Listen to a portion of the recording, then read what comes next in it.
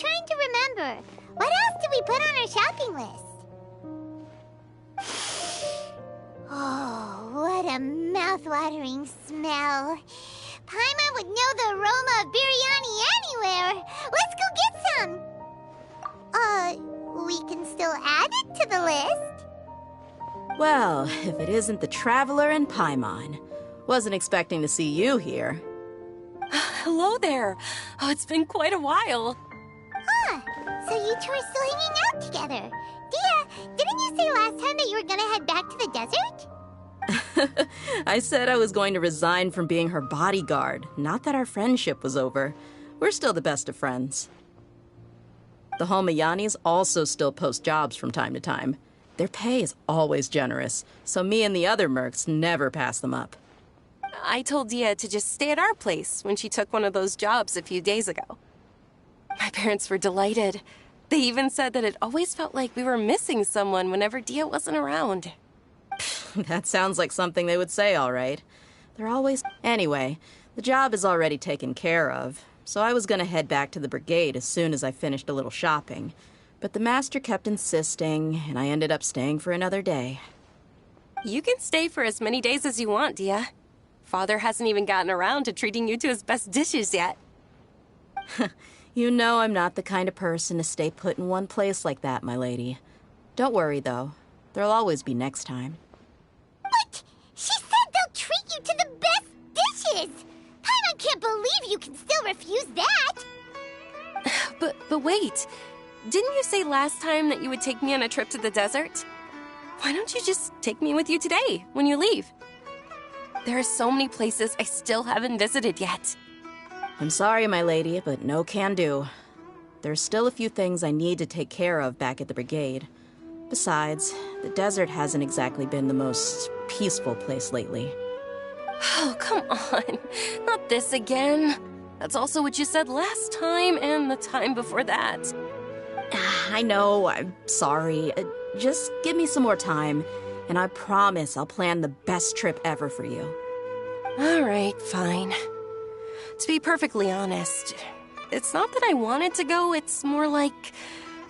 I feel like something is off about you lately. Ever since you first set foot on the estate a few days ago, you've been acting anxious and even paranoid. Have you been delaying our trip because you've run into some kind of trouble? Nah, are you kidding? You're worrying too much. Would you swear on that? Friends shouldn't lie to each other, you know. I wouldn't pry any further if you're willing to swear on what you just said. But if something really is bothering you, then just tell me. You know I'll help you however I can. Oh, looks like Dunyarzad was onto something. You're too perceptive, my lady. Seems I can't hide anything from you. I just thought that nothing good could come out of telling you about the messy happenings of mercenaries. Knowing too much only leads to more trouble. Mercenary life is a dog-eat-dog world where Mora reigns supreme. What's bothering you? My lady, you're not gonna stop until you drag it out of me, are ya? All right, I'll share what I know. Let's go somewhere else first. This isn't exactly the best place for a discussion. Okay, let's talk here. Just try not to draw any extra attention. As you may already know, the Eremites have both a lot of mercenaries and a complex organizational structure. Many mercs are no different than me, just going around looking for jobs to earn some mora. My brigade is called the Blazing Beasts. We're not a large group, but every member is loyal and brave. However, not all Eremite brigades are like mine. Some are willing to cross all kinds of lines for the sake of mora. The most notorious is a faction known as Deshret's Relics. Deshret's Relics? Judging from the name, they must really look up to... Yep, you got it. I've heard that you've already crossed paths with Ain al-Akmar. They're one of the groups under the Relic's banner. Oh, you mean the group that tried to sell us the Divine Knowledge Capsule? Yeah, they weren't friendly at all. Deshret's Relics is composed of many smaller brigades like Ain al-Akmar. The Relic's headquarters issues orders to all brigades under his control. On any other day, I would want nothing to do with them. Unfortunately, though, the brigade that's stirring up trouble now is none other than Dakan al-Akmar. Dakan? I think it means beard or something. Believe me, it's a really stupid name. I found it insufferable for years. Anyway, the real issue is that Dakan al-Akmar is led by my father, Kusela. Say what now? I think I'm starting to understand your anxiety now. But what did they do? I won't go into details, my lady, but they've been involved in a lot of violent incidents. We're talking hundreds. Hundreds? Yep. The scenes tend to be quite gruesome, too. They strip the victims of all their valuables before murdering them. Not only have they targeted merchant caravans and ordinary citizens, but other mercenary brigades as well. That's beyond terrible. They won't even spare their own kind. I don't know how Deshret's Relic sees it. All I do know is that Dakan al-Akmar has become more and more aggressive over the last few years. If I don't do something about them, then even my brigade or the people of Aru village could become their next target. I just wish I knew what's driven him to do this. Yeah. How can your father do such terrible things? I don't know. People change. He's always been pretty pathetic. But at least in the past, there were still a few lines that he wouldn't cross. That's setting the bar pretty low. I mean, if he was even remotely decent, then why would I have to leave the brigade and cut all ties with him? He was loud and foolish, with no real sense of purpose. Instead of doing anything useful, he spent most of his time drinking and chasing after women. Of course, the other brigade members were just like him. Their ruckus would go on night after night. Sounds like a nightmare. What about your mother? Did she ever step in to stop them? Unfortunately, I never knew my mother. I'm sorry, Dia. I didn't know. It's all right, my lady. That's pretty common in mercenary circles. Didn't I mention that my father was chasing after women? I was the result of one of those encounters with some random person. He told me that he wasn't sure who my mother was. And in any case, she never came to see me. He'd say, "You'll be fine as long as you remember to stick with Dad." But even then, he left most of the parenting to the brigade. The one thing I do remember is that he used to tell me stories. But the problem was that he had terrible taste. He only knew a few stories, and even those tended to be pretty stale. They were tales of desert warriors defeating dragons in the forest, or stories of mercenaries rescuing princesses from rebel armies. Sounds like your typical fairy tales. More or less, yeah. They were interesting maybe the first or second time around, but after about 20 repeats, they started to get a little dull. He seemed to think those stories were the best things ever, though. He was so into them that he'd call the whole brigade over and make them perform the whole thing as a play. Even the toys he gave me would all be story props. I'd get helmets, shields, and toy swords. It was only much later when I realized that the shows were more for him than they ever were for me. What an interesting guy. Yeah, I've always found him pretty childish. That was something I could just shrug off. I had no reason to despise him. Until I grew up and learned the true face of Deshret's relics for myself. Looting, blackmail, violence, and fraud. They not only accepted such heinous acts, they would even openly boast about them. No one in the brigade was any kind of hero. Instead, my father and his cronies were more like the bad guys that needed to be taken down. Did they really think that as long as they didn't do any of that stuff right in front of me, I would never know? I think I can understand your feelings. The difference between perception and reality must have hit hard. Yeah, but don't worry, my lady. It's all water under the bridge to me now. I had a huge argument with my father and left that place behind for good. I'm not investigating them due to any bitter feelings I still have towards my father. I just want to protect those that are close to me. Yeah, I told the boys to gather as much information as they could. Most of the reports concern violent incidents, but there's also some talk of smuggling. I see. But isn't this investigation incredibly dangerous? It is, but every mercenary lives life on the edge. It's a lifestyle that I enjoy. That may be true, but it'll be impossible for those who care about you not to worry. Well, now you get why I didn't want to share any of this with you. What should we do? They both have valid concerns. Huh? But there's no need for you to get caught up in this mess, too. Well, he's super tough, so if he went into the desert with you, then Paimon bets the problem will be solved in no time. I'm inclined to agree. I'd feel a lot more at ease if you took him along to help. I'll wait for news from you in the city until then. Please, stay safe. I'm honored that you care so much for me, my lady. All right, then let's get moving. Our first stop will be Caravan Rebot, where we can catch up a bit with my fellow mercs.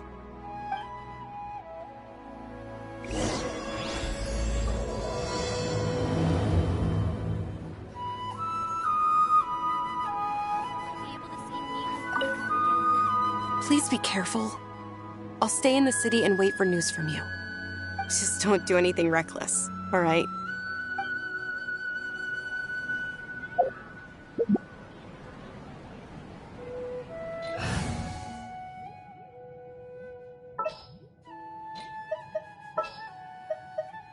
I've been waiting for you for ages. I sure hope they'll be okay.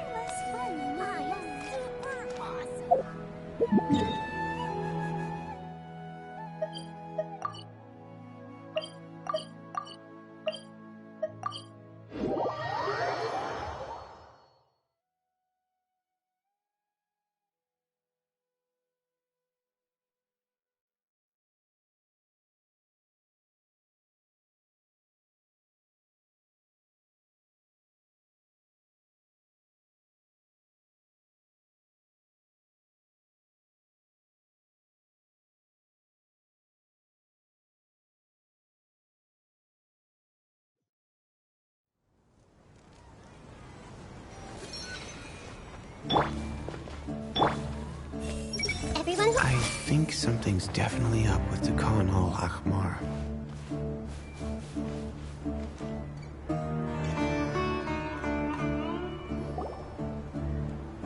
Hey, Dia, you're back. Are these two friends of yours?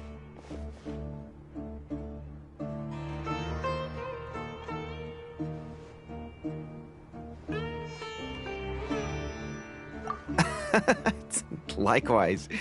There's no need to be so formal with us. We're a pretty casual crew. Anyway, since we've got a newcomer, let me fill you in on what the Khan al-Ahmar's been up to lately. They've become extremely aggressive. Apparently, even their own now have become acceptable targets. They even attack other relics brigades, just the same as any other mercenary brigade. They'll protect their own. And it sounds like they've thrown that straight to the wind. That's right. Once they've collected enough loot off the other mercenaries, they sell it off to a different brigade, or turn to merchants on the black market. A portion of their profits is immediately exchanged for more food and weaponry to be used in their next violent operation. That's terrible! Yeah, and it really makes you wonder why they're so desperate for Mora. A few days ago, Isham and I trailed them for a while, and even disguised ourselves as merchants to conduct trade with them. We were able to learn a few things from the exchange. Rather than saying they're out to plunder and hoard Mora, it'd probably be more accurate to say that they're experiencing an internal power struggle. Wait, a power struggle? You heard me right. The vast majority of their victims are mercenaries from the other brigades of Deshret's relics. If their only goal was Mora, they could have gone after anybody. The targeted nature of their attacks points to a power struggle between the different brigades within the relics. That's the only plausible explanation we have. Unfortunately, we weren't able to find out anything more specific. It seems they're also trying to keep things under wraps. Oh, one last thing we discovered was that over the past few years, as the Khan al-Ahmar became more and more active, Deshret's relics as a whole became a lot weaker. It sounds mighty strange to me, too. Harun, you can leave the rest of the investigation to us. Gotta say, though, I didn't expect you to go on a whole undercover mission during the few days I was gone. Sounds like you were really putting your necks on the line, no? Nah, it was nothing. We're just as concerned about the situation as you are. The Khan al-Ahmar is your father's crew, after all. What he said. Besides, DEHYA, haven't you done more dangerous things than all of us combined? What we did is nothing compared to your experiences. Yeah. And while they went to talk with Khan al-Ahmar, I took a look at the last camp they attacked. Any survivors of the attack were already long gone. There was nothing of value left in the camp. Ah, Hisham and Khalaf. You're here too. We rushed over as soon as we saw you come into Caravan Ribat. Although this new friend of yours looks a little green behind the ears, I'm sensing a special vibe from him. Now that we know you'll have a capable partner with you, we can also rest easy. Hey, what about Paimon? Feel anything special? Oh, you're also planning to tag along with them? Of course! Paimon is the traveler's most important guide. Wherever he goes, Paimon will follow. Oh, in that case, then you'd better take care of her too, DEHYA. Don't underestimate Paimon! Don't worry about her. She may look tiny and helpless, but she's been through just as many battles as the traveler here. Even if she had only survived on sheer luck, then that alone would still make her quite formidable. I had no idea. I guess I shouldn't judge by appearances. Oh, one other thing, DEHYA. When you're free, why don't you update the deputy about your upcoming schedule? We held another recruitment event a few days ago, but everyone only came to see the Flame Main. You weren't around at the time, so people were pretty disappointed to only find our crew of rough, unkempt guys. The deputy put a lot of effort into the event, but it was basically for nothing. Only a few people chose to stay, and that really got to him. Sorry to hear that. I'll be sure to bring him some great liquor next time. I left in a hurry and I couldn't make it back in time for the event. Gotta admit, I can understand their disappointment, though. You're our brigade's main selling point, after all. Now, if only the deputy could figure out a way to bring a few more smoking hot members into our ranks. Keep dreaming. Remember the last time I invited a couple gals into the brigade? You all just froze up with your mouths gaping like a bunch of scarecrows. I missed a once-in-a-lifetime moment like that, and you weren't even gonna tell me? All right. We can tell you about it later. Now's not the time. Hey, don't you try to change the subject. You and Hisham get your butts over here and tell me everything right now. Are they always like this? More or less. There aren't many rules or graces when it comes to mercenaries. We're used to just speaking our minds. If someone starts getting under your skin, you just yell right back at them. And if that doesn't put an end to it, then you just challenge them to a fight. But we also don't tend to take many things too seriously. Being direct and getting it all out of your system as soon as things come up is better than keeping everything bottled up, never talking about it. That's also why I never spare their feelings when I talk to them. If I want to laugh, I'll laugh. If I'm angry, then I'll unload on them. It's hard to stop once you get used to it. Though, I can never do that when I'm with the Homayanis. Hey, knuckleheads! Can you at least tell me the rest of the intel before you go back to your bickering? Yeah, you hear her, Holloff? Told you we gotta focus on the investigation first. I drew up a map. Right here is the spot. There you'll find the merchant caravan responsible for getting rid of Khan al-Ahmar's looted goods. All you gotta do is wait and ambush them in the evening. They'll have no idea what hit them. Perfect. Thanks for that. Be sure to pass my regards to everyone else in the brigade as well. Will do. You stay safe, Dia.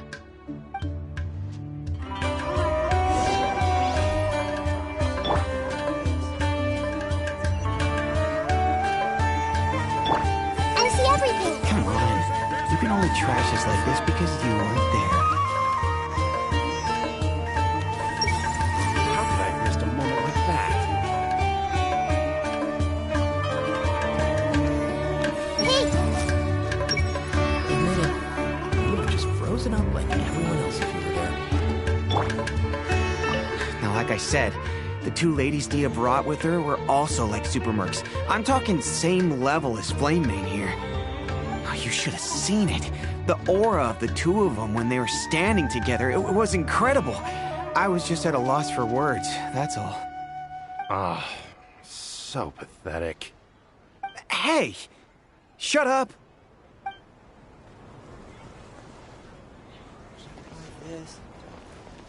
Travelers and visitors, don't miss out!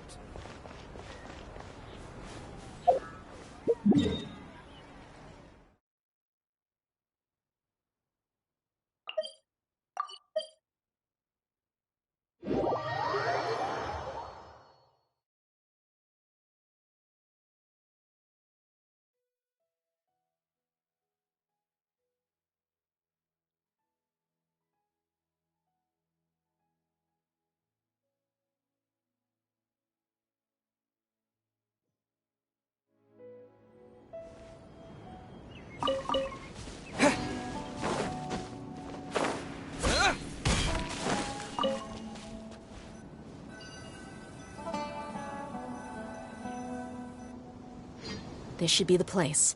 Let's find a spot to hide and bide our time.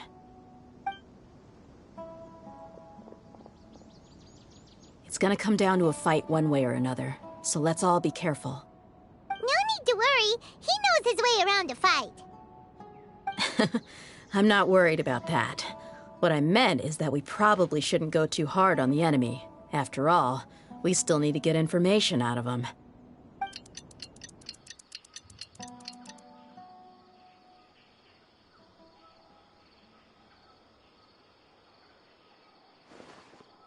Here they come. You ready? Let's not give them a chance to react and end this quickly.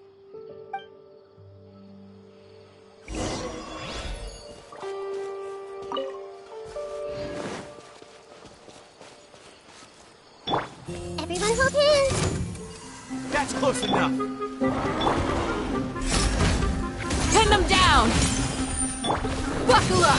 Hi!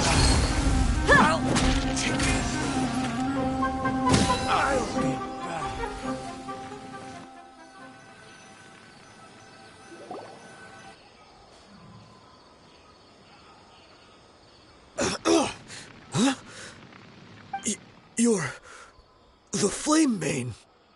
Good. That saves me an introduction. All right, time for a little talk.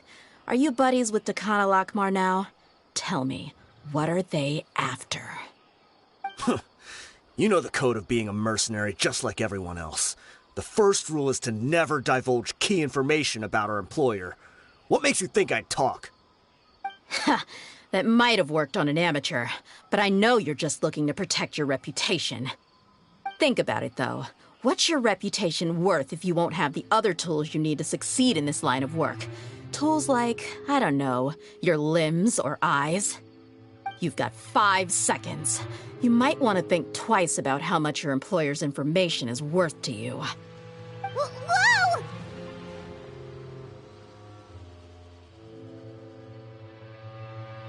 I'm not joking around. We can do this the easy way or the painful way. 2 seconds! I'll save you the trouble.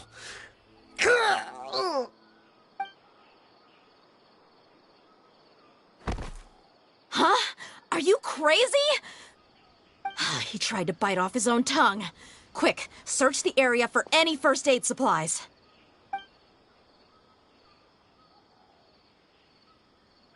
I definitely didn't expect him to go that far. Thankfully, the wound wasn't too deep, and he just passed out from the pain. But why would he be so extreme? I just wanted to test his mettle. You can get a lot of mercenaries to talk just by threatening them.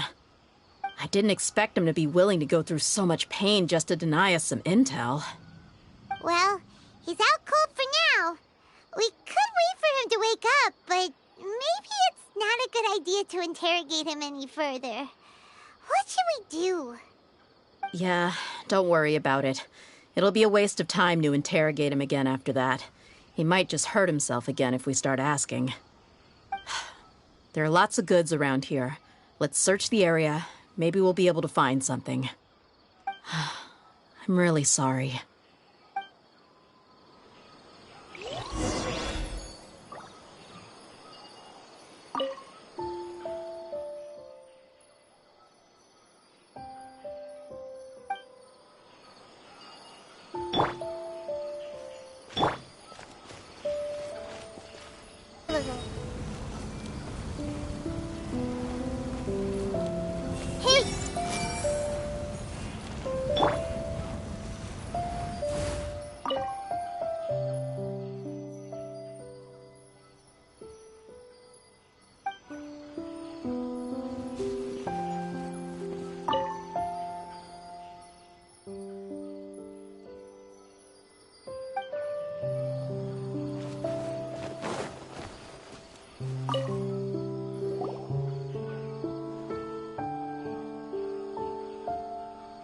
We found a piece of paper with a bunch of names on it.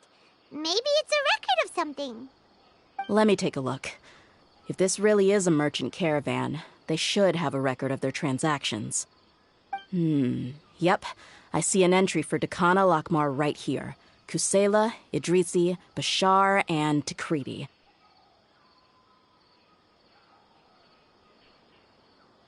All familiar names. Dakana Lakmar has been trading for a hefty supply of food, weapons, and medicine. It seems that in the past, they used to receive some canned knowledge as well. This caravan is just one link in their logistics chain.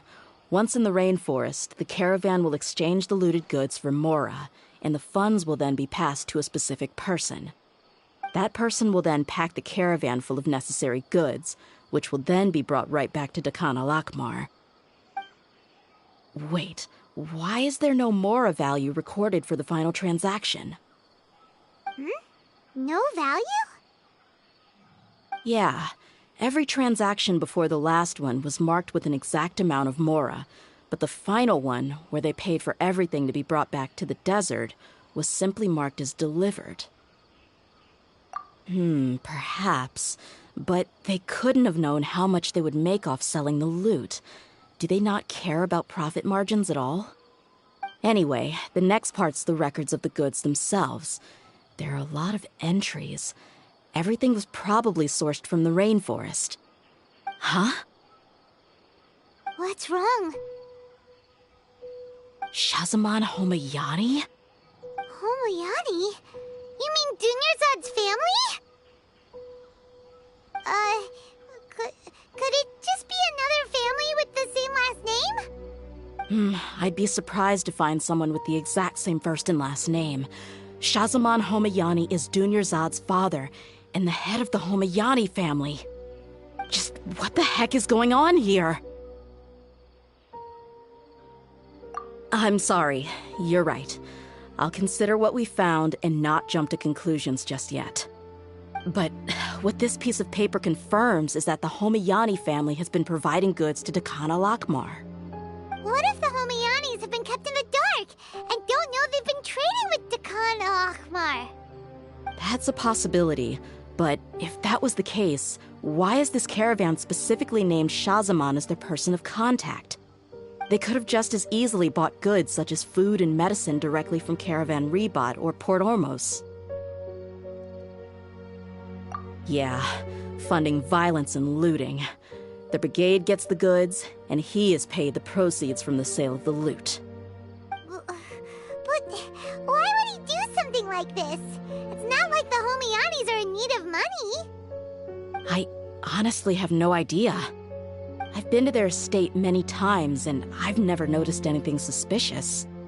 The only potentially large expenditure I could think of would be the treatment costs for Dunyarzad's Elazar. Maybe they borrowed a lot of Mora in the past? But that's still just a speculation. I don't think the Master would stoop so low to make Mora. You're probably right. I know my lady's personality, and she wouldn't deliberately keep something like this from us. But what should we do now? All we found is just another mystery. If you ask me, we already have no choice but to confront her about this. I'm not worried. It's too early to make a verdict yet. I still have faith in the Homayanis. Let's go find my lady again. We'll tell her everything and see if she's willing to lend us her support. If we're lucky, we can not only figure out the mystery of this paper, but also follow the trail of breadcrumbs to the people responsible at Dakana Lakmar. Dia, are you sure this is the best decision? What if instead of getting the help we need, we just end up revealing everything we've discovered to the enemy? I've considered that possibility, but even still, I want to tell her what we found. I think I owe her that much. True friendship is built on trust. She showed genuine concern for me when we first brought up the topic. I can't repay her kindness with doubt and suspicion. That's not how I deal with people. You're right. Paimon wants to trust Dunyarzad too. Yeah. Let's pay another visit to Sumeru City.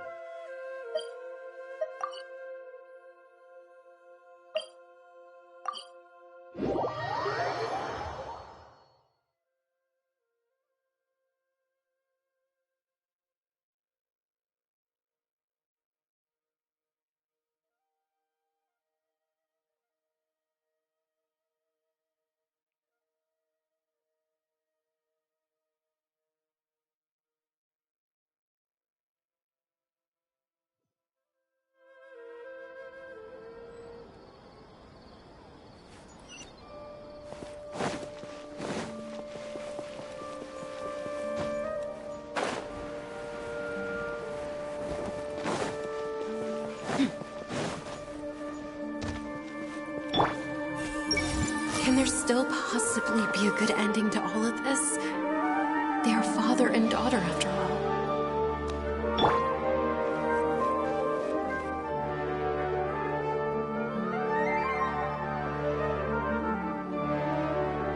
We're back, my lady. Oh, you're back a lot sooner than I expected.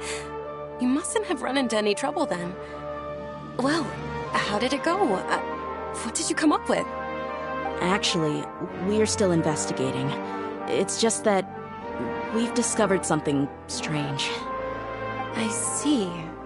The clues you found have led you back here, in the city? Something like that. Yeah. You all look a little dispirited. Whatever you found must not have been very encouraging after all. Why don't you discuss it with me? Maybe I'll be able to say something to cheer you up? It's okay, my lady. It's not so much about me being upset with my father or anything like that. How should I put this? So something is wrong. Even the Traveler and Paimon have been uncharacteristically quiet. On any other day, Paimon would have already waved to me with a smile and shouted, "Dunyarzad, we're back!"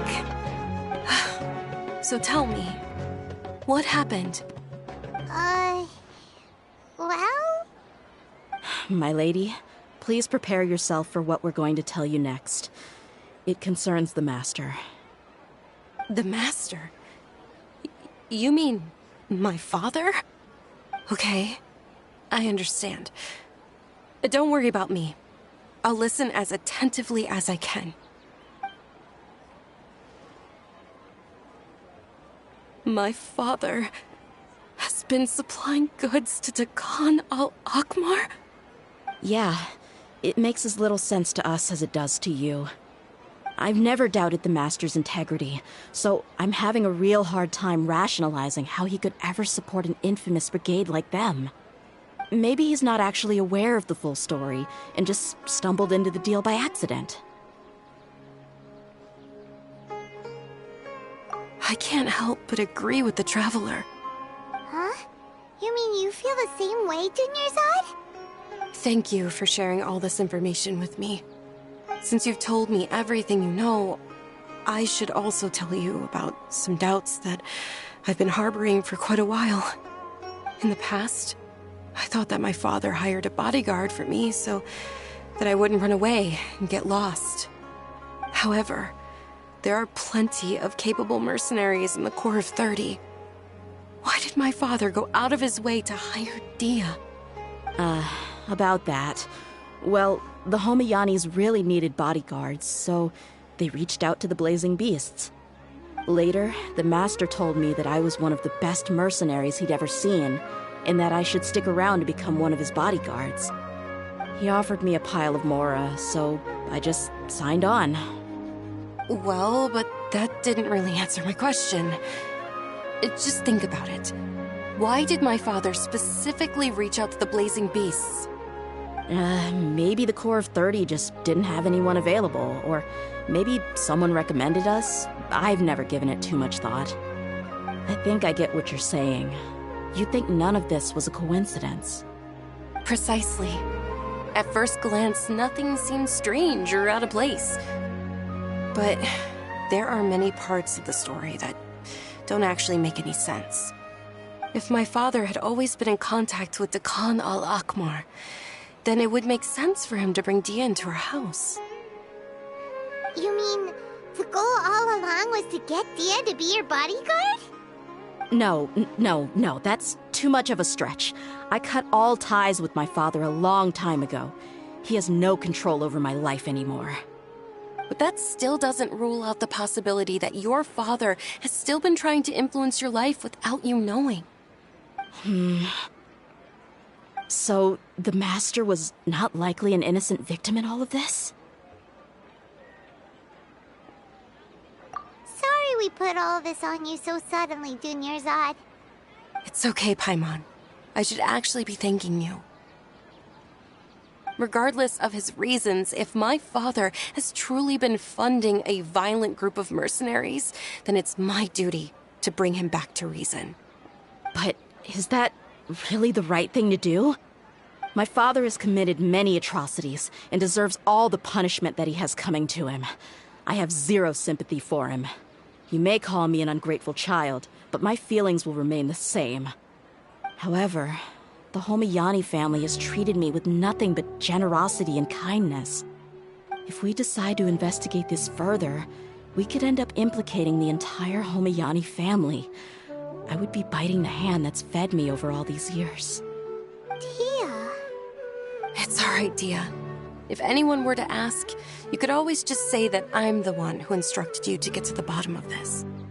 You don't have to do that, my lady. I'm not conflicted because I'm afraid of taking responsibility. Besides, you're the one we should all be worried about right now. Hey! It's still too early to give up hope! What was that thing about friendship again? Right, yeah, trust! You said that yourself, DEHYA! Besides,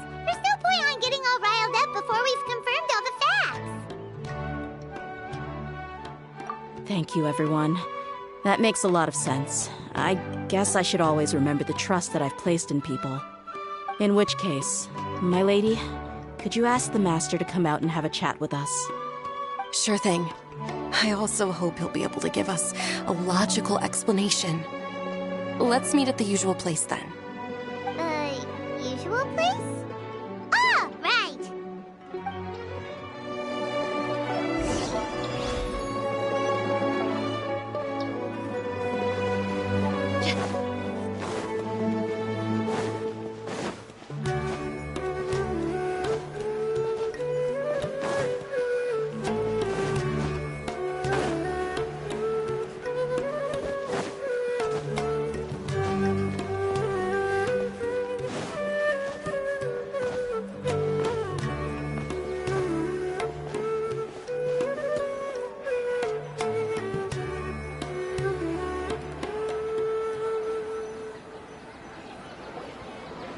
Thank you for coming, sir.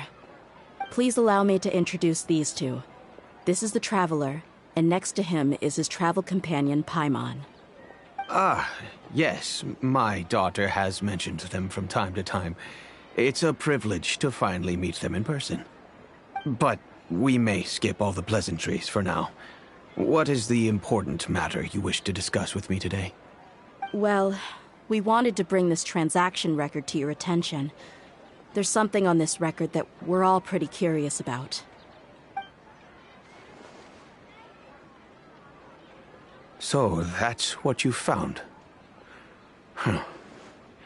Seems like I can't keep everything from you much longer.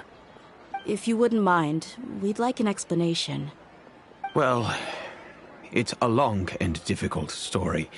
And to be perfectly honest, I'm not sure if I'm doing the right thing. What I do know, though, DEHYA, is that the truth will bring you no solace. If anything, it will likely cause you a great amount of anguish. Wait, me? Yes. I understand perfectly why you came to see me. And I am touched by your collective commitment to do the right thing. But knowledge always comes at a price. And sometimes, as they say, ignorance is bliss. Your father, Kusela, and I both believed that. Of course, you have the right to seek and learn the truth, but I must warn you. The facts of this matter may reduce everything you've built for yourself into sand, blowing in the wind. If you must proceed, then Kusela's heartfelt efforts will also fade into the wind like a fleeting mirage. His heartfelt efforts? I'm sorry, sir, but I'm not sure I follow. I've made it this far in life without a single drop of my father's support. I have my own ideals and ways of looking at the world, as well as people and causes that I've chosen to cherish and fight for. None of these things have anything to do with him. I came here today to support you as the head of the Homayani family. No warning will change my stance on that. I understand. Then let me tell you a little story. Our family once needed to take a trip to the desert when Dunyazad was just a baby. Along the way, we were attacked by bandits. They had superior numbers and quickly overpowered our bodyguards. When all seemed lost, a group of passerby Eremites lent us their support. Those Eremites were Kusela's brigade, Dekan al-Ahmar. Kusela's men told me that the attackers were Eremite mercenaries, just like themselves. I was shocked. Why would Dekan al-Ahmar go so far to save us and not spare the fellow Eremites? Kusela was grinning and walked over to play with baby Dunyazad. She was startled by his unfamiliar face and nearly started crying. Really? I never knew. He said that he had no particular reason to help us. He just took pity on us because he had a daughter about the same age. We started talking about our children, and I sensed that he was a devoted father. To repay his kindness, I hired his brigade to help out at our estate for a time, and offered everyone generous remuneration. So, that's what happened. It was many years before I saw him again. I almost didn't recognize him the next time he came knocking on my door. The man I knew to be strong and healthy had been reduced to a shell of himself. He couldn't even walk anymore without his cane. So, what happened to him? He was perfectly fine when I left the brigade. I'm not too sure myself. The only thing that didn't change was his cheery disposition. He said there was absolutely nothing to worry about and that he had gotten into a fight. That was all. He then suddenly asked me if Dunyarzad, now that she had grown, would need a bodyguard of her own. At the time, Dunyarzad was going through a particularly severe bout of her Elazar. There was no need for her to have a bodyguard when she could barely leave the house. But he kept coming back to the topic. Come on, it never hurts to be safe. How do you know a bodyguard won't come in handy one day? I was completely lost at first, until he recommended the Blazing Beasts, and in particular, a mercenary named DEHYA. So he was the one who recommended DEHYA to you. Indeed. He didn't say it out loud, but it was clear that he saw Deshret's relics as an evil group who would eventually corrupt every member in their ranks. He was already beyond redemption, but he hoped that he would be able to detach his daughter from the vicious world of mercenary life. If DEHYA could stay in my house and keep working as a bodyguard, then gradually her affinity for the desert would decrease, and she'd be able to leave her previous life behind. And that's why you offered her such generous compensation? Yes, but not just because of that. From the moment that he asked me for that favor, I also began to see DEHYA as my own daughter. And that's also why I tried to persuade you to stay when you asked for permission to leave. I was willing to spend however much it took. Kusela saved my daughter and I all those years ago in the desert. I could never refuse him entrusting his daughter to me. He was always like that, acting like he's oh so smart and self-righteous. Kusela said that he'd reimburse me for a portion of DEHYA's fees. I refused to take any mora from him, but he'd always send me funds anyway. Eventually, I just accepted them as a token of his gratitude. And that went on for a while until I received another letter from him a few years ago. The letter contained a request to help him buy food, weapons, medicine, and even explosive materials. Wait! Isn't that around the time that Dekhan al-Ahmar started becoming more aggressive? That's right. When I started to hear some nasty rumors, I became wary. I wanted to meet him face to face to discuss things. But by then, he was no longer receptive to my requests to talk. If I had to guess, it's probably because he doesn't want to put DEHYA at risk. That thought occurred to me as well. I figured that he probably came to me for help because he had nobody else to turn to. After some deliberation, I decided to send him some food and medicine. I turned down all his requests for explosives and weaponry. I am aware that even such a reduced gesture of support could lead to others coming to harm, but I could not simply reject his plea for help. In the end, it probably was the wrong decision. I plugged my ears to the rumors and just chose a solution that made me feel least guilty about myself. If you can, please tell me where he is now. None of the things he's doing right now make any sense if he's just trying to keep me from getting tangled up in his world. If all he wants to do is steer clear of me, then maybe he shouldn't have brought me into this world in the first place. Oh no. DEHYA, please don't feel that way. I'm just angry because I can't wrap my head around any of his actions. Another way? I don't know. I knew him, and he was nothing more than a childish brute. I can't understand what's going through his head. But I guess you do have a point. We haven't uncovered the whole truth yet. We still need to figure out his exact actions and reasoning for these last few years. I'll do my best to help. Of course, anything between the two of you would need to be resolved between you and him alone. I don't know Kusela's exact whereabouts. Outside of supplying his brigade with some goods, I tried my best to avoid getting involved any further with him. However, there's a man on the list named Jawed. He used to be a mercenary in the desert and is now a member of the Corps of 30. He's responsible for supplying weapons and liaising with the Dekhan al-Akhmar's merchant caravan. I think he should know Kusela's whereabouts. I've heard that he likes to have a few drinks alone and enjoy the cool wind at night outside the tavern. Maybe you'll be able to find him there. Understood. Thank you, sir. Then I guess this is bye for now, unless... I'll stay and be with my father here. To be honest, I'm still a little dazed and haven't finished processing everything quite yet.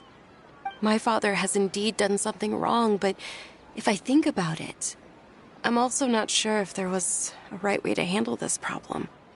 I feel like our only course of action is to turn everything we know over to the Corps of 30 and let them render judgment.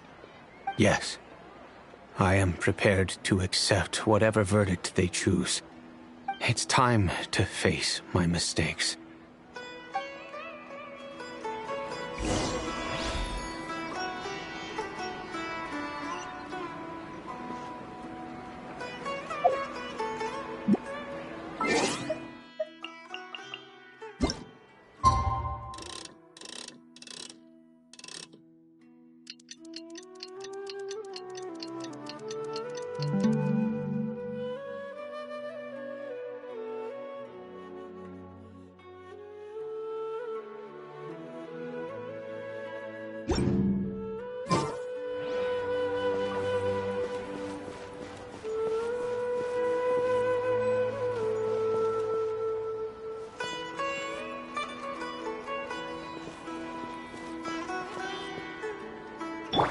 I see everything.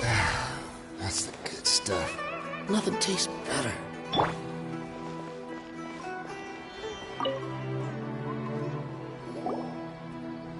Huh? Who are you guys? I know what you've been up to. Smuggling weapons to violent brigades in the desert while working for the Corps? Pretty bold, if you ask me. Shh. Keep your voice down. How do you know all that? Come with me. We should take this elsewhere. I'll be happy to talk things over once we're somewhere private.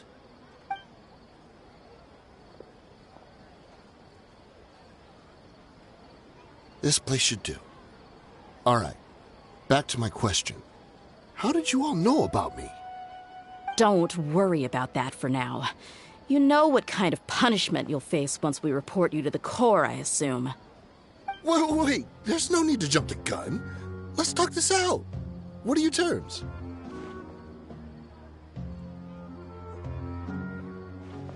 So what's in it for you anyway, Mora? Well, I was a little tight on money at the time, and Kusela took good care of me in the past. I weighed it in my mind, and I couldn't find a reason to turn the opportunity down. I wouldn't only be helping my benefactor, but I could also make some quick Mora. Let me tell you how it is. We're investigating Dekhan al-Akhmar, and we're gonna put an end to their operations. If you provide some help for us, then we might just put in a good word later to reduce the terms of your punishment. Hey, why don't we discuss this a little first? Listen, I made quite a bit of Mora from my last run.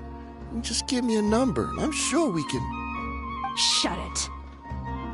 My patience is running out. You should know when a mercenary is after something other than money. All right, sheesh. But you gotta promise you'll put in some nice words for me later. They're always on the move. Here's the spot they were at the last time I made my delivery to the desert. Feel free to go have a look. I'm just telling you, though, it's not on me if they're not there anymore. Sure. And then you can forget about any nice words from us. Hey, come on. Now you're just being unreasonable. Really? And how do I know you're not leading us straight into a trap? Don't forget, you're the one with no bargaining chips. All right, I get it. Why don't you go take a look, and if they're not there anymore, I'll try to figure out something else for y'all. Now that's more like it. Let's move. And as for you, try to stick around the city until we get back. You don't want us to call the folks from the Corps and have them drag you back to the city.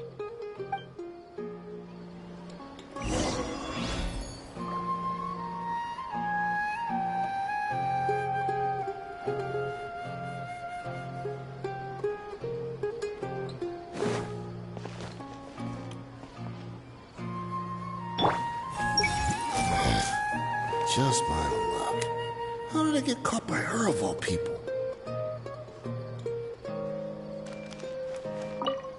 Don't worry. I'm not going anywhere.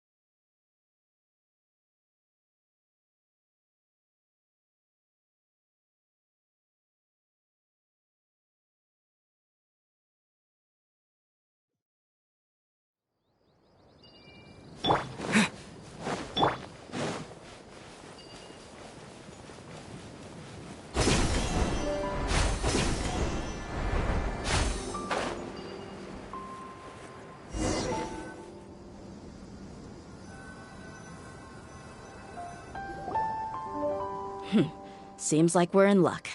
That should be their camp right up ahead. Let's go. We'll finally get to the bottom of this ourselves.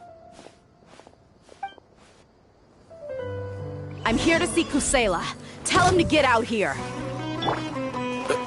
DEHYA? Why are you here?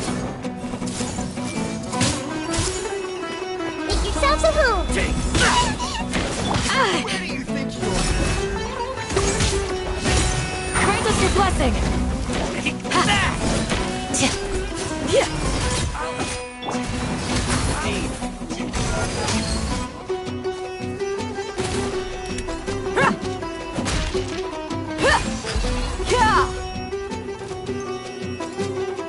Haven't you all done enough? Oh, so are you also here to stop us? Stay out of this. It's got nothing to do with you. Spring forth! Too easy! Let's get it on!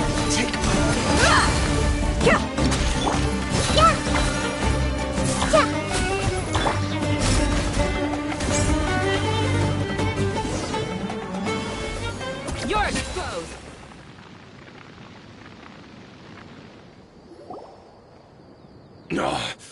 She's so strong. Enough fighting. We all know each other, and I don't want to take things too far. Just bring Kusela to me. There's no use hiding him anymore. Did you understand a single word I just said? Or do I need to bash your skull in some more? All right, everyone, let's all just calm down for a second. DEHYA, the boss can't come out and see you anymore. He died a long time ago. What? Seems like you've been out of the loop for a while. Guess that's for the best, though. At least, that's what the old man wanted. When did he die? What happened to him? A few years ago, Kusela broke up Dakan al-Ahmar and went to the Deshret's Relics headquarters by himself. So is that when you guys started acting up? We would prefer to call it taking revenge.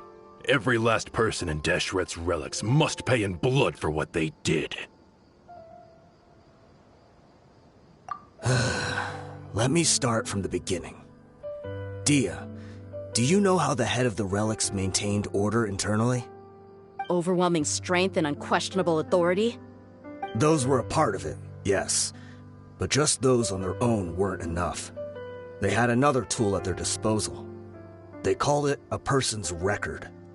Regardless of whether they joined by their own will or were coerced, every person in Deshret's Relics were forced to leave a record of themselves at headquarters.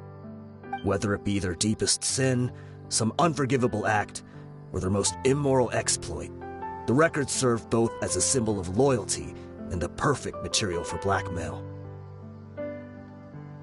That's precisely it. Every one of us have a record. Me, Bashar, Tikriti, and all the boys who grew up with DEHYA and ended up joining our ranks. But you, DEHYA, you were never asked to provide a record, were you? I never even knew this was a requirement. You were probably the only person in all of Deshret's relics who didn't know about it. Ever since you were born, Boss had been trying to shield you from this organization's sinister rules. Not only that, but he also banned all of us from committing any nefarious acts. He said he'd take care of the dues we had to pay regularly to headquarters. But in the end, he was just an ordinary person. What could he do? He was forced to go to headquarters again and again to account for missed dues and incomplete records. He'd come up with all kinds of excuses and get beaten up as a result. We all knew he was doing that for you. He wanted to get you out of this world, no matter what it took. And that's why he became a shell of himself and couldn't walk without a cane. Wait, but that doesn't make any sense. I didn't know about any of this, and I'd never seen him get injured or beaten. Because you were too young at the time. How would you ever tell between wounds from a beating and wounds from battle? When you left home after that final argument with him, he seemed to age by a decade overnight. Even his hair went gray.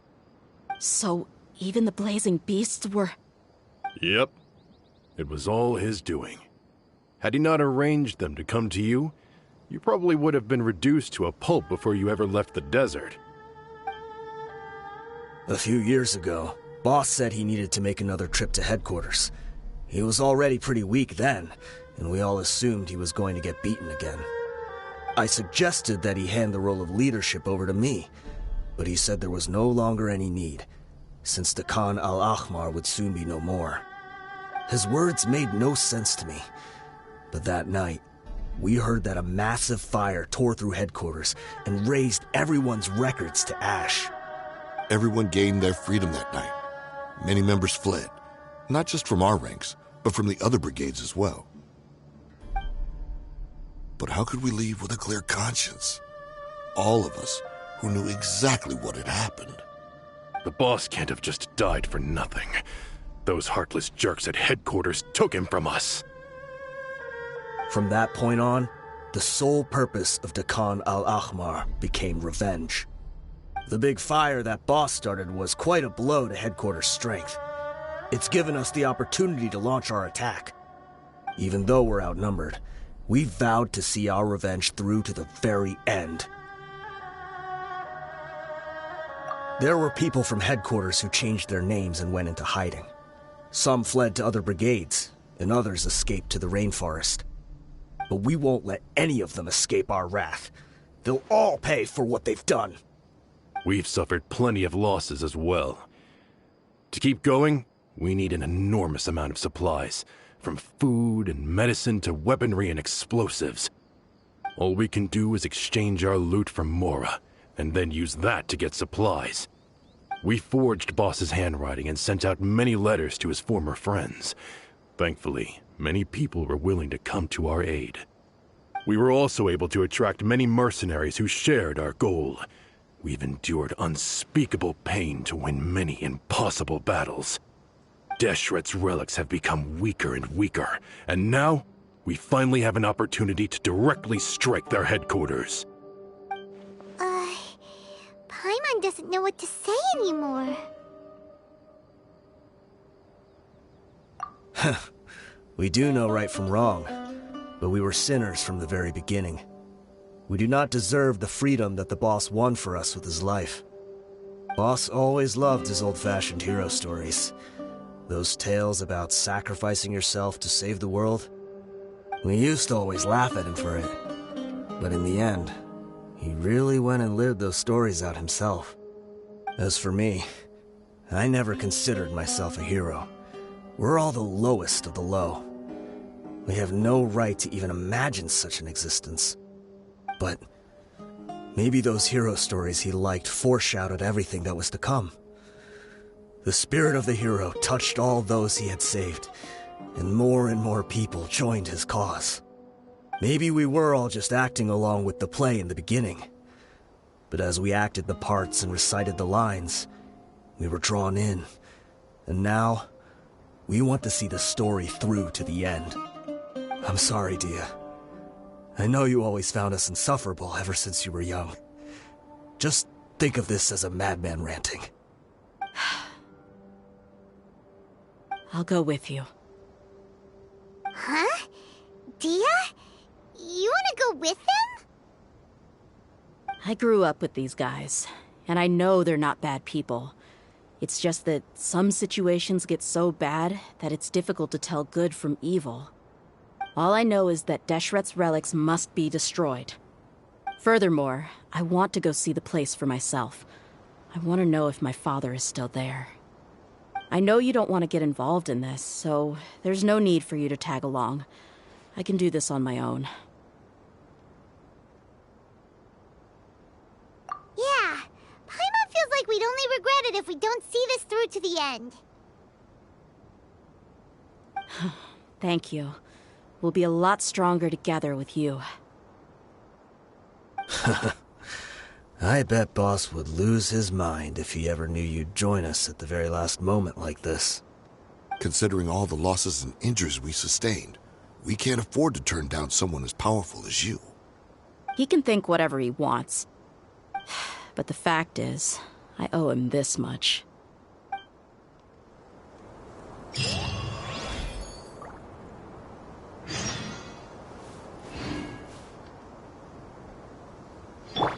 Everyone hold it. I guess it all comes down to this. Oh, my son.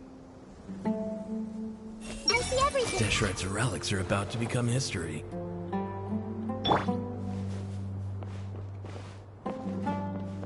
I guess it all comes down to this. What a bummer. I just had to get injured now, right before the final fight. Be sure to punch one of them for me, huh?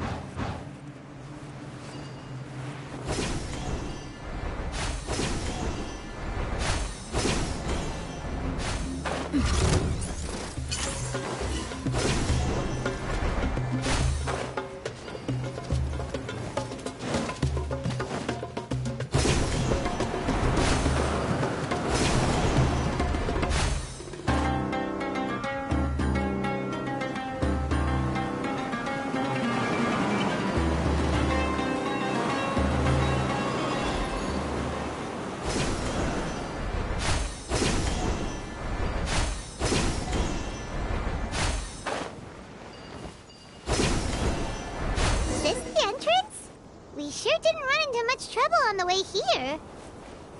Should be. I don't think they have enough manpower left to post guards and defend their perimeters.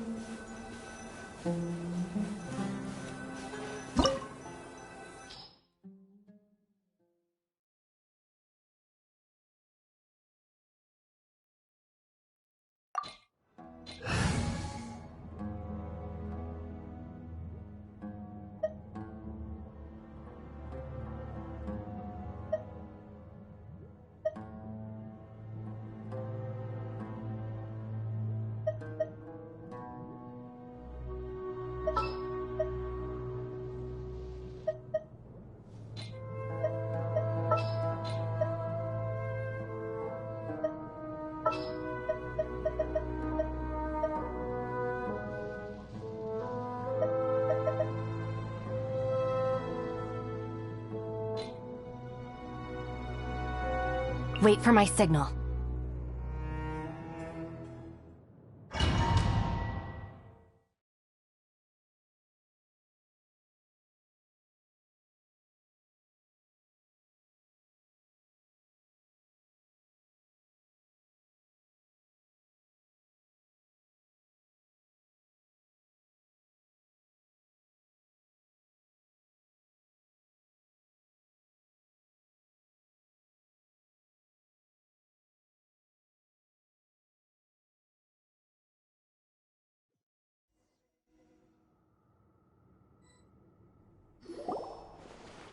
Wow. Paimon didn't expect it to look like this on the inside. They should all be holed up in here. Don't know how many people they've got left, though. Who cares? We'll round up all of them. Still, we should be careful. Even if they've only got one shot left, it could still take us out. Yeah, we'll know what they're really capable of once we've landed some hits on them. Deshret's relics may have been a force to be reckoned with before, but their name means nothing now.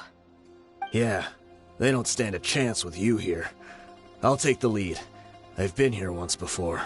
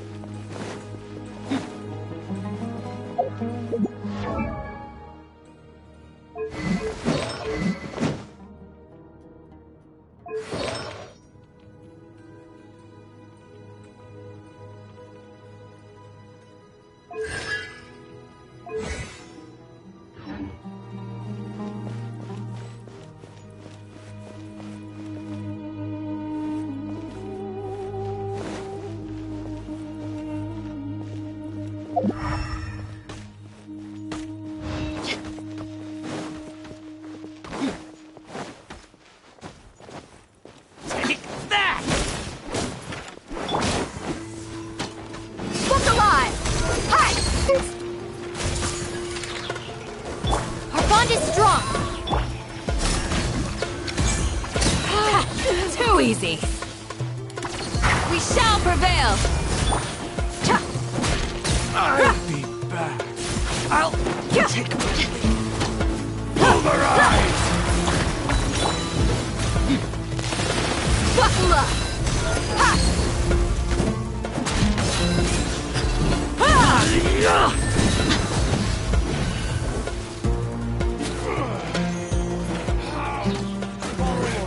New punty. I see everything. Sharing my knowledge. Take that! Pin them down. Look alive.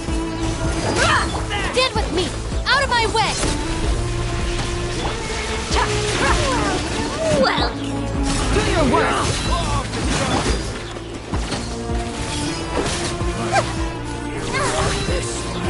Try to keep up. committed to memory. Wait.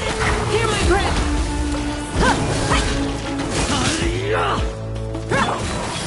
Yes! Buckle up.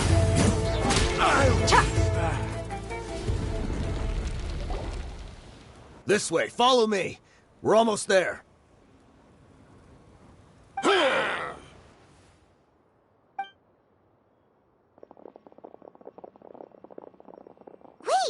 They went charging ahead without checking for any traps!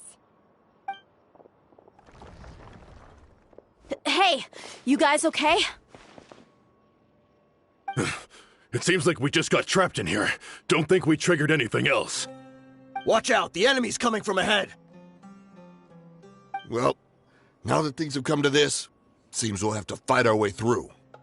Don't worry about us. We knew something like this could happen. Go and take a look around. There could still be another way through. Let's go! We can't let the boss down! Let's check if there's another way! The sooner we can make it through to help them, the better! Let's see. I think I see a way through over there, but it's being blocked by something. Let's try our luck with that mechanism. Okay, let's go!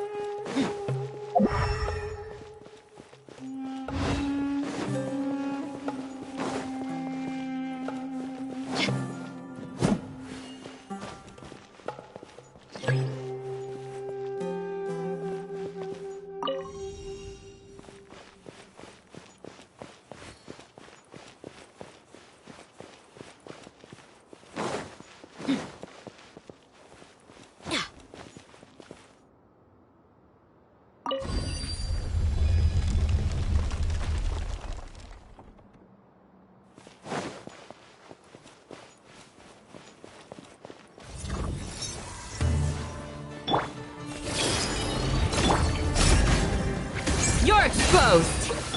Let's get it on! Hi! You're dead meat!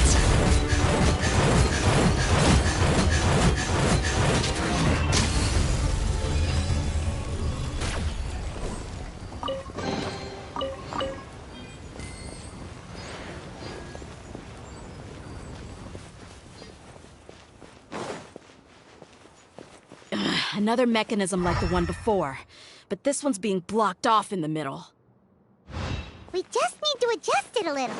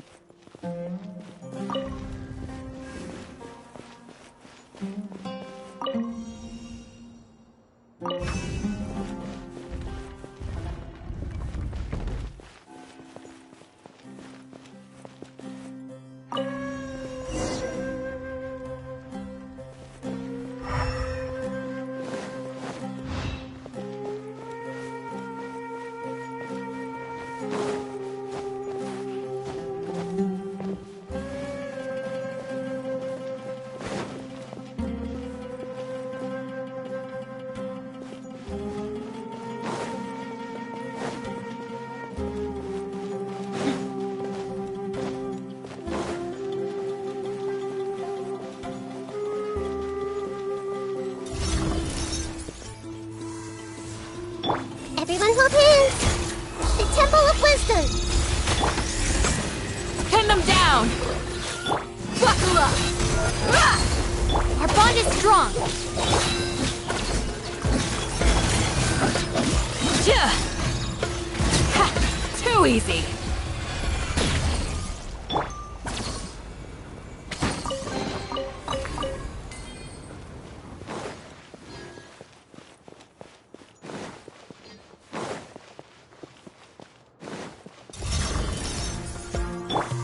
I see everything! You're exposed! We shall Hi! Get with me! I'll settle this!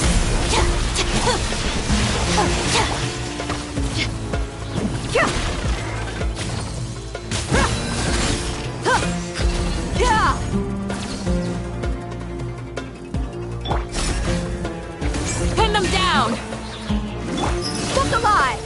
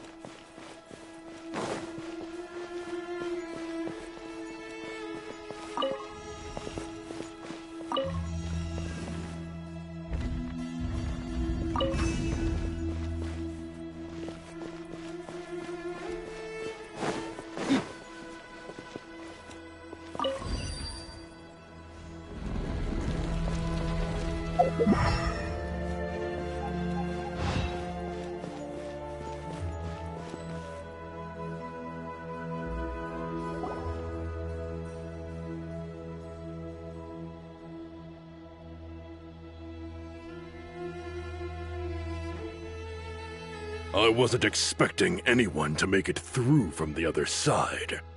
But as a desert dweller, I suppose we should be used to our folks defying all expectations. Don't waste your breath. You have nowhere to run. Run? Had I wanted to run, I would have fled 1,000 times already. I witnessed the golden age of Deshret's relics. Even if I could leave this place behind, all that awaits me now are endless days of humiliation and ruin. Even now, my brothers and I still believe in one thing. The greatest should never live to remember their fall. So you want to go out in a blaze of glory? Let us draw our weapons! We will show them the true power King Deshret bestowed upon his followers. They are but two, while we hold within ourselves the entirety of the relic's glory. Wave 1, charge! Eliminate them! Make yourselves a Law move! of the jungle! Take that! Too easy. Hear my prayer. Where do you think asked you for are? it. I'll be back. I'll be back. Happy to report. Don't think that you've won. We're just getting started.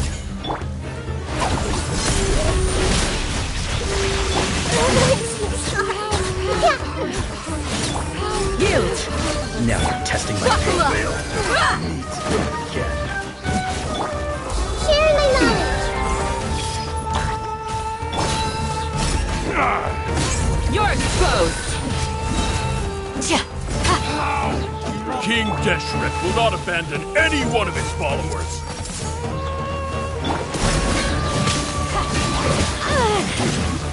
Grant us your blessing. Our bond is strong.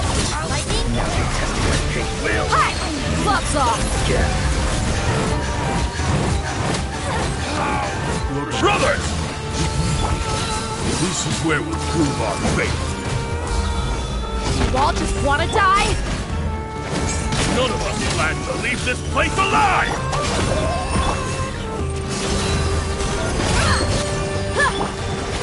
Hear my prayer.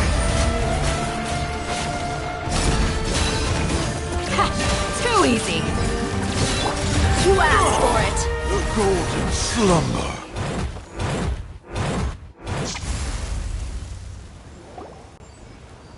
The commander has finally fallen. But they're still coming at us!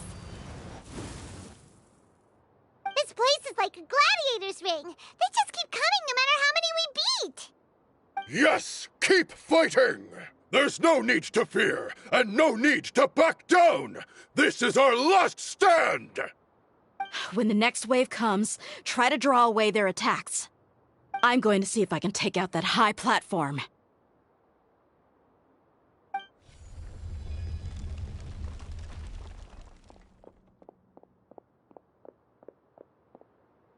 Get out of my way!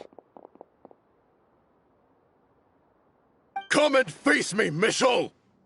Ugh, so they've broken through the front as well. Apologies, Lord Michal. They fight like absolute madmen. No matter how much we throw at them, they just keep coming for more.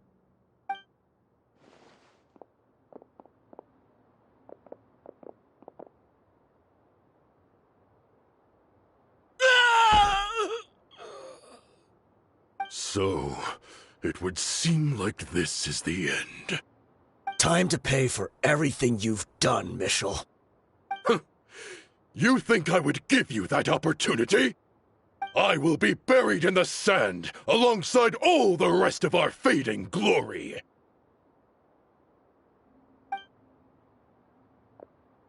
Hey, wait!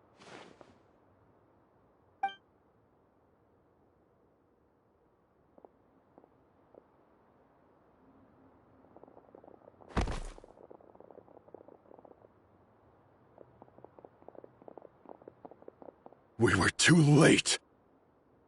It's over. There's no more need to fight. But if you're still going to cling on to your so-called mercenary's pride, then I'll give you all a good beating as well.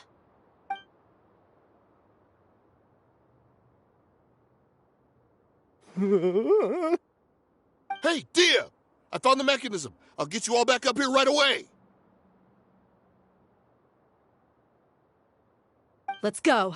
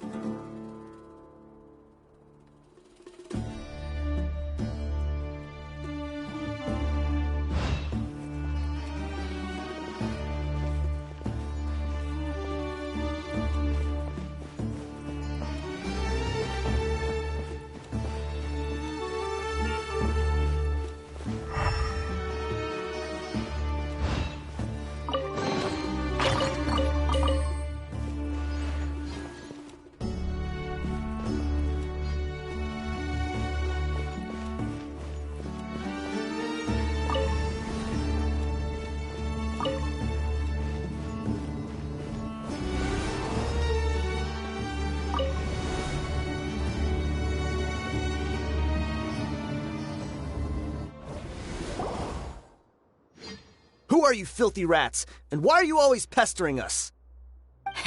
You call yourself a member of the infamous Deshret's relics, and you still can't even tell who's made it all the way to your headquarters? Who knows what intent a bunch of rats may have? We try to catch a couple, and you all just show up on the other side instead. How are we supposed to figure out what you're after? Hey, have you ever heard of a man by the name of Kusela? Why would I know? It's not like I'm in charge or anything. This is your last chance to talk. Hey, I said I don't know anything. I'm just an average member here. I'm telling the truth. If you're here to find someone, why don't you look through the records yourselves? Who can remember every name and face with so many people coming in and out every day? The irony. His life became a light for so many, yet to others, it wasn't even worth remembering. Where's the records room? Answer me! It's right over there. All the files are in there. You can go through them as much as you want. It's not like any of them still matter anyway. I mean the old records room. The old records room? You mean the one that got burned down? Kusela. Ah, yeah, I remember him now. The guy who could hardly walk. Watch your mouth. That's our boss you're talking about. He was definitely faking it. We all let our guard down as soon as we saw him come hobbling in. But in the short time it supposedly took him to take a dump, he'd already gotten away and started a fire in the records room. He couldn't have possibly outrun us if he wasn't a fraud. And after that, Deshret's relics fell into complete disarray. Stop wasting our time. Every one of us here is perfectly aware of what he had done. Tell me, where is the old records room? It's just over there. Go see it for yourself if it means that much to you. There's nothing left in there but ashes. No human could ever survive that kind of inferno. Bashar, Tikriti, let's go. We'll leave the others here to guard these guys. Spare them no mercy if they try anything. Hey! Crazy. Every last one of them.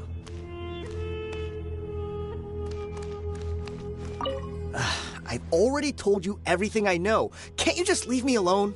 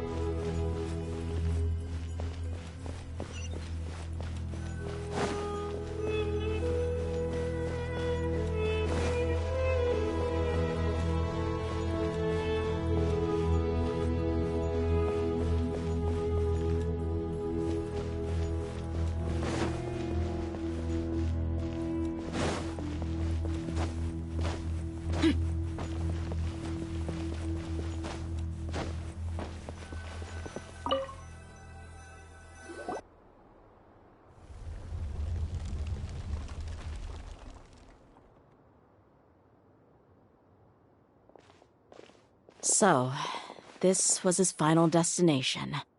How did he do it? Getting past all the guards with a limp and sneaking in here to start a fire? If he was nimble enough to do that, then he must have been able to get out of here after starting the fire, right? DEHYA. I'm sorry. I know it's just wishful thinking. Let's look around. Maybe we can find something that's been left behind.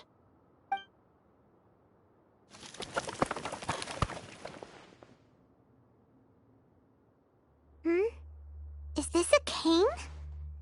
It must be the one that DEHYA's father used. Kusela.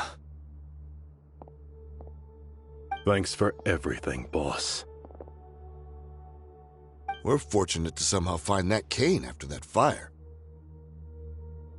Let's split up and look around some more. What if something else has been left behind?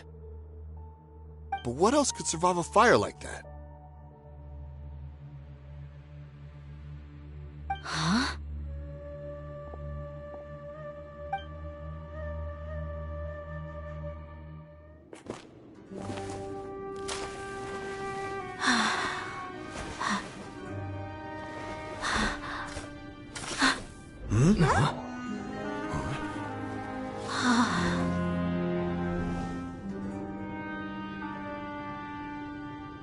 Potso. Wait! Isn't that the toy sword you played with as a child?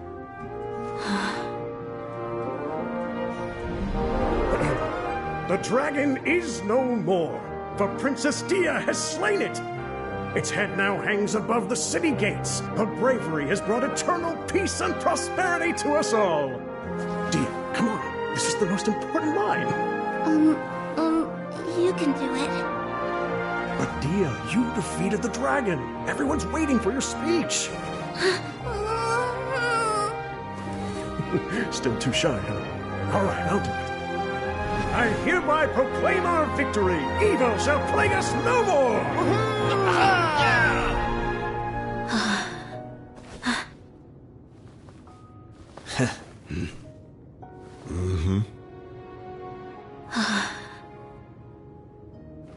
I hereby proclaim our victory. Evil shall plague us no more, Dad.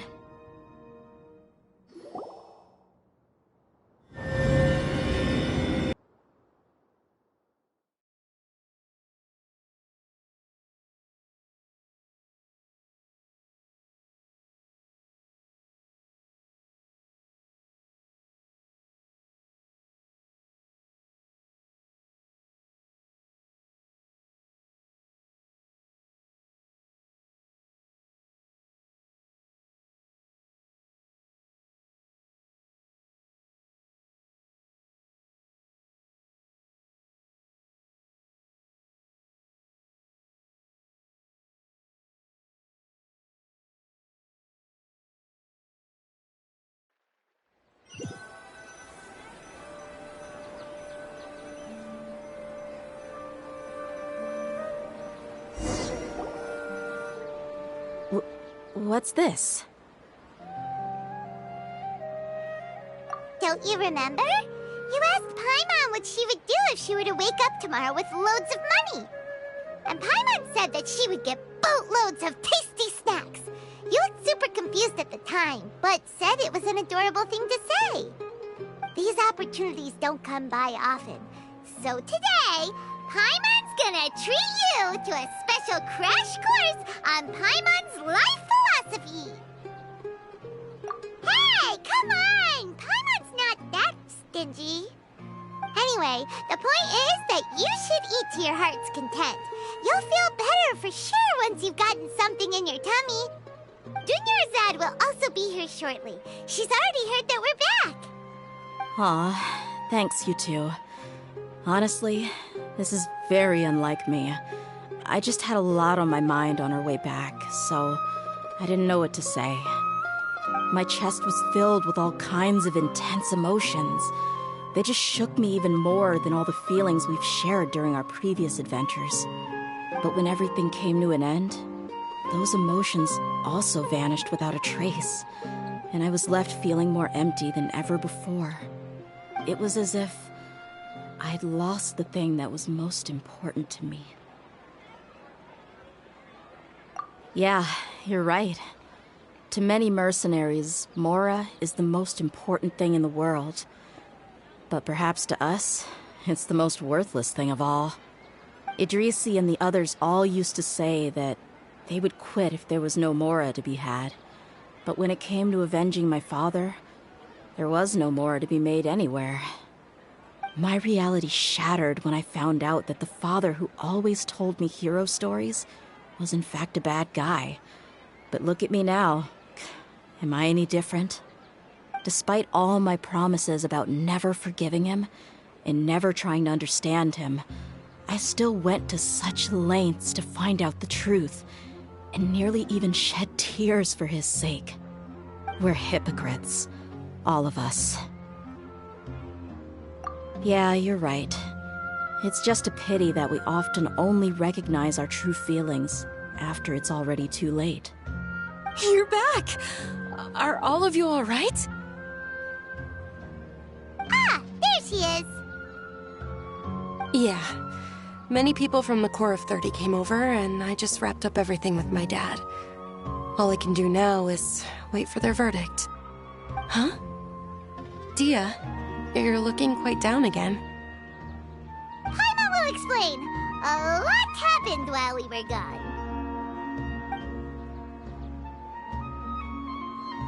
I'm sorry. I really should have controlled my emotions better. I just... It's all right, my lady. You were hurt by all of this as well. Truth be told, I'm starting to feel a little guilty watching you cry like this. DEHYA, oh, your pain must be even worse. You shouldn't need to comfort me. Hey, don't worry about me. If anything, this whole thing has finally shown me the difference between illusion and reality. My father probably thought that people could settle into new lives as long as they moved to a new environment.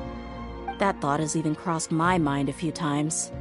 It's like saying, what's wrong with adapting to a new life? However, there was always something deep within my mind that refused to accept it.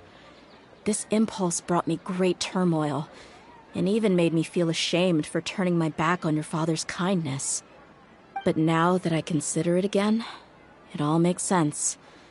The desert sands are a part of who I am, and I will never be able to lead a peaceful existence. I understand how you feel. That doesn't mean I won't be making any changes to my life, though. As an example, I'm now thinking about taking on some small odd jobs. It's just like Idrisi said. I also want to catch up to my father and become a character in his play. Even if the ending of the story may be childish and ridiculous, it won't really matter. Isn't that neat, though? Oh, you'll be a whole new kind of mercenary, one that's not out for Mora. Why don't we go for a change of scenery once we finish eating? What about stopping by the Grand Bazaar again? Right. You said you wanted to get a rug for your family. We'll come along too.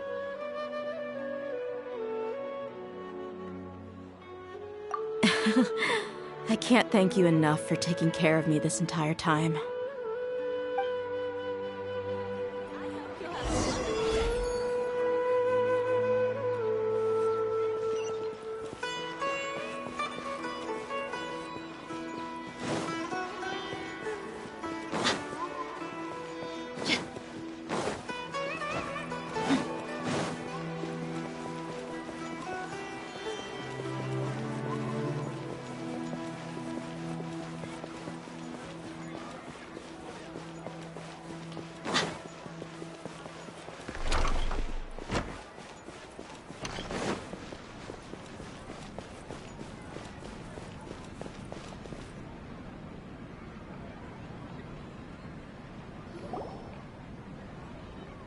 Oh, this rug here is quite something.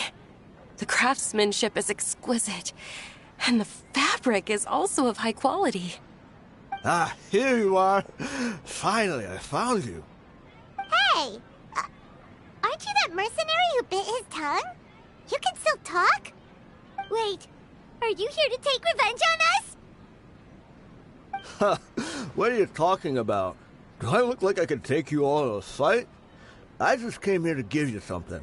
I'll be on my way to give myself up to the Corps after this. Once I woke up, I hurried to the Khan al-Ahmar's camp, hoping to alert them to your presence. But when I got there, I found no one except the members who were still too injured to move. Ah, so you probably got there after us. Yeah, they told me that they had exacted their revenge, and everyone had turned themselves in to the authorities. Even that last camp was not going to last for much longer. I had joined the cause to repay an old favor from Kusela. Now that everyone's already turned themselves in, I might as well do the same. One of the injured members gave this box to me, and told me that it contained some of the old man's last possessions.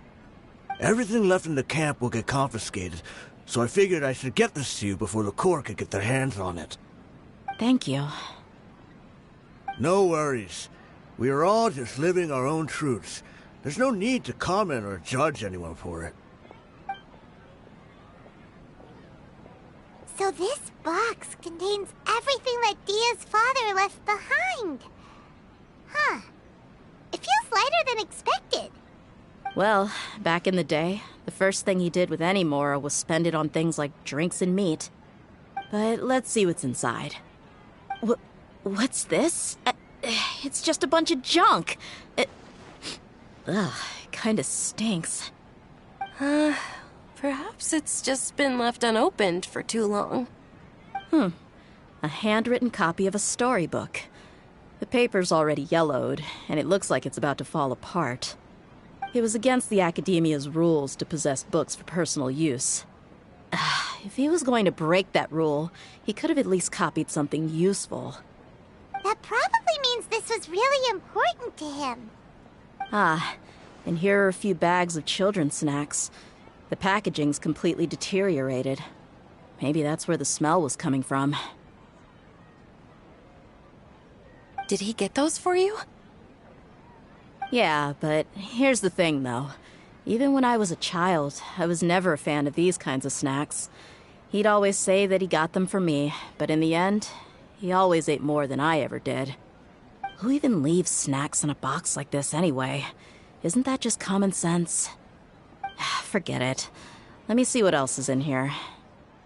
A razor, some buttons, some round iron tiles, a wooden toy puppet, a wool scarf, which, from the looks of it, probably belonged to a woman, and a hair clip? Why are these things here? I'm suddenly feeling a little scared. I'm sorry, my lady, but this is just the kind of man he was. He probably saw this box as some kind of personal trash heap and dumped any and everything in there. 2 empty liquor bottles. Tell me, you guys, are these the kinds of things that a normal person would leave behind? Huh? There's something in the bottle! Oh, you're right. All right, I got it out. It seems to be a piece of paper with some writing on it. The bottom part's all damaged from moisture, though. Let's hope the writing didn't smudge. I was suddenly seized with an urge to write a letter after finishing this bottle. I just folded it up and left it in the bottle, though. If I end up forgetting about it, it won't really matter. To Dia. It's a letter for me? It's all right. I'll just read it out. If he went to the trouble of writing a letter, there must have been some important things that he wanted to say. Or at least record down.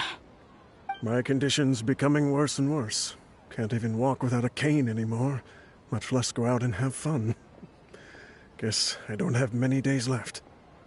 If you're reading this letter, then I suppose I'm already long gone. You were adorable as a baby. Everyone loved you. And regardless of whether you were crying or laughing, everyone enjoyed having you in the group. But once you grew a bit older, you were no longer nearly as happy or cute. It's probably Idrisi's fault. He was never up to any good. Can you believe this guy? He can point the finger at himself. Anyway, back to the point.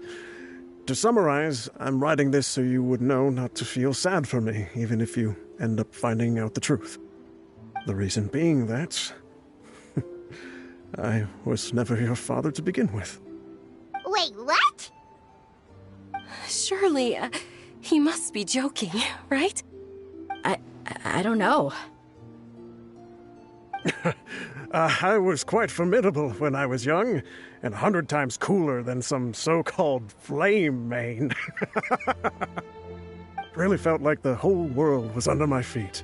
With just a teeny tiny bit of effort, I felt I could rule over the entire desert.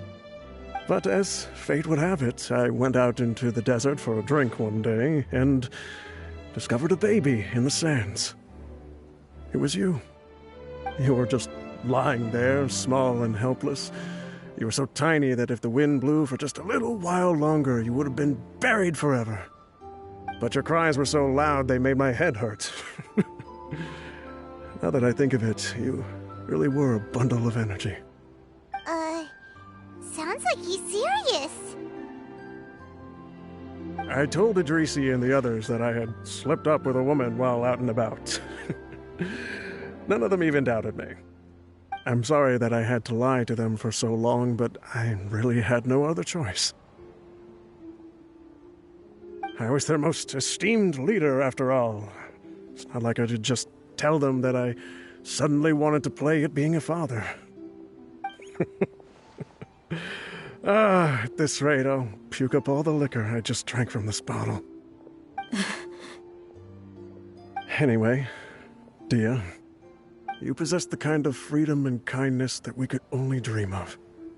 As far as how you should live your life, that'll be up to you to decide.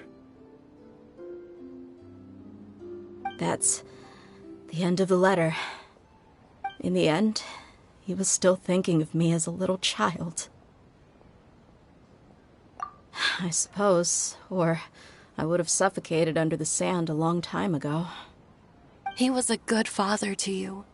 The fact that he wasn't a blood relative doesn't change that. Yeah. It's just a pity that we had to learn the truth of everything like this. Do you already have some ideas about the decision that he wanted you to make?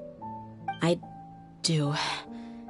If he first found me alone in the sands, then I want to try my hand at finding the person who abandoned me. I just have one wish.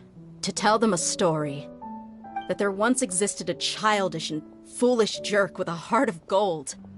And that only under his care was I able to grow and mature into the person I am today. If you end up finding any leads, can you share them with us? We go on adventures all the time. Maybe we'll be able to find some information for you. Sure, I appreciate it. I wasn't expecting you to be so enthusiastic. I'll help too. Thank you. All of you. Thank you so much. My life has certainly had its twists and turns, but I've always considered myself lucky. Because no matter where I've gone, I've always been surrounded by incredible kindness.